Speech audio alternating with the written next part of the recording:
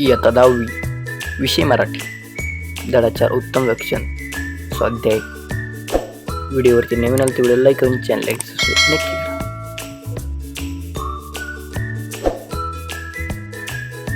प्रश्न पहिला, आकृती पूर्ण करा. संत रामदास यांनी विचार करून करायला सांगितल्या गोष्टी. अपकीर्ती टाळावी, सत्कीर्ती वाढावी, सत्याची वाट धरावी.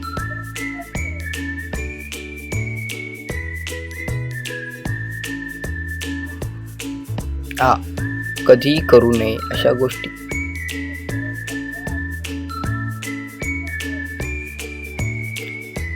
पुण्यमार्ग सोडू नये, पैज लावू नये, कुणावरही आपले ओझे लावू नये.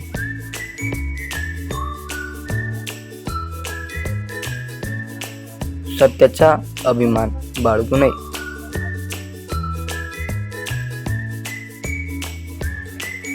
ई, तुमच्यातील प्रत्येक 3 गुण व 3 दोष शोधून लिहा. गुण आणि दोष.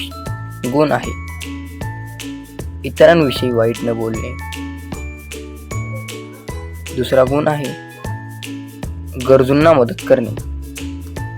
तिसरा गुण आहे जिद्द, चिकाटी व आत्मविश्वास.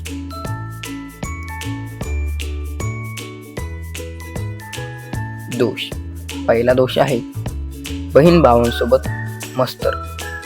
मस्तर म्हणजे भांडणे. दुसरा दोष आहे कुणावरही लवकर विश्वास ठेवतो. तिसरा दोष आहे कधी कधी आळस येतो.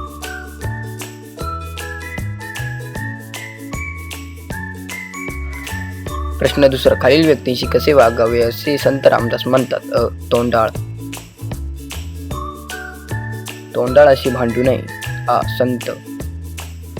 त्याचा आहे संत संग खंडू नये. व्हिडिओ लाईक करून चॅनल सबस्क्राईब नक्की करा, जेणेकरून तुम्हाला संपूर्ण स्वाध्याय आपल्या मास्टरच्या मशीनवरती बघायला मिळून जाईल. प्रश्न तिसरा, खालील गोष्टींबाबत कोणती दक्षता घ्या ते लिहा. गोष्टी दक्षता. 1, आळस. दक्षता आहे आळसात सुख मानू नये. 2, परपीडा. दक्षता आहे परपीडा करू नये. 3, सत्यमार्ग. दक्षता आहे सत्यमार्ग सोडू नये. व्हिडिओ लाईक करून चॅनल सबस्क्राईब नक्की करा. 4, काव्य सौंदर्य. आ, खालील ओळींचे रसग्रहण तुमच्या शब्दात लिहा. जनी अर्ज तोडू नये, प्रापदव्य जोडू नये, पुण्यमार्ग सोडू नये, कदा काळी. याचे तुम्हाला रसग्रहण करायला सांगितले आहे. तर आशय सौंदर्य आहे उत्तम लक्षण या श्रीबोधासातील एक समासामध्ये समर्थ रामदासांनी गुणसंपदा दर्शन व्यक्तित्वाची महत्त्व लक्षणे सांगितली आहे. यापैकी उपरोक्त ओळींमध्ये 3 लक्षणांचा उपापोह केला आहे.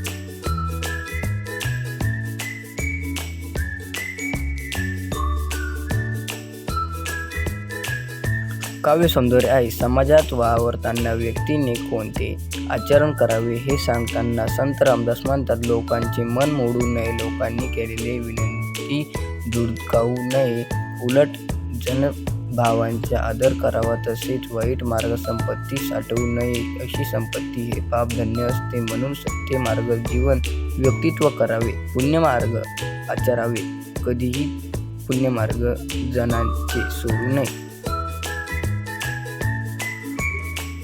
भाषिक वैशिष्ट्ये. वरील ओळींमध्ये जणांसाठी खूप समग्र निरूपण केले आहे. तोंडी नये, जोडू नये, सोडू नये अशा सोप्या यमकांद्वारे संदेशामध्ये आवाहन केले आहे. ओळी छंदाला साजेशी संबंध भाषा वापरल्यामुळे जनात्मसात तत्व ठसवणे सुलभ झाले आहे. पात्रद्रव्य व पुण्यमार्ग यांतील विरोधाभास ठळकपणे उठून दिसतो. ओळीमध्ये सदरीत हा गुण आढळतो. आ, सभेमध्ये लाजू नये, बाळगपणे बोलू नये, या गोष्टीतील विचार स्पष्ट करा. तर उत्तर आहे संत रामदास या कवितेमध्ये संत रामदास यांनी आदर्श गुणसंपन्न व्यक्तीची लक्षणे समजून सांगितली आहे. त्यापैकी एक लक्षण आपोआप चरणासुटी गेले आहे. मनुष्य हा सामाजिक प्राणी आहे.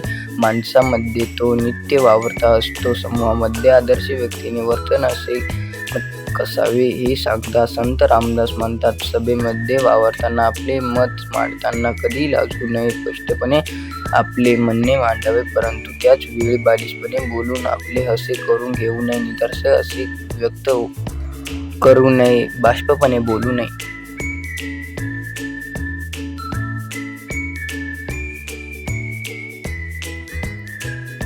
आळसे सुख मानू नये. या ओळीचा तुम्हाला समजलेला अर्थ स्पष्ट करा.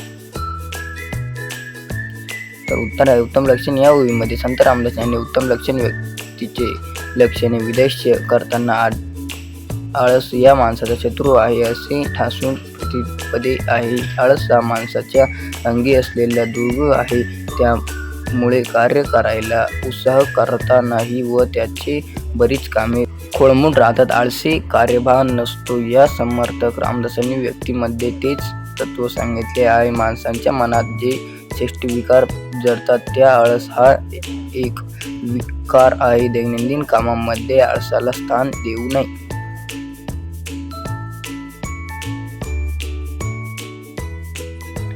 आळसेमुळे प्रगती खुंटवते, भविष्य अंधारते.